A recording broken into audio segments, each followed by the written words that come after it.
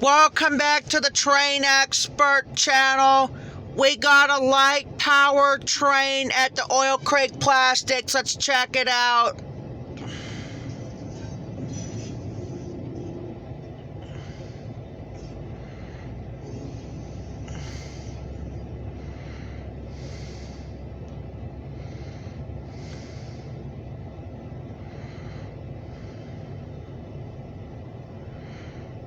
No, they're not packing out the hoppers. I think they're just going to drop off.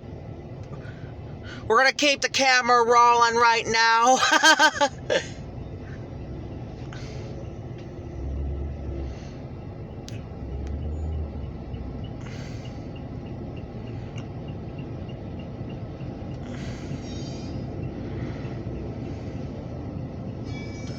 Nope, this is engine number 3568.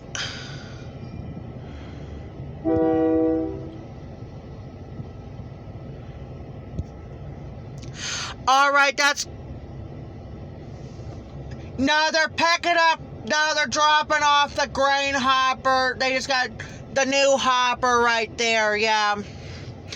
But we're gonna get off and we'll get back on with the next train. Talk to you later.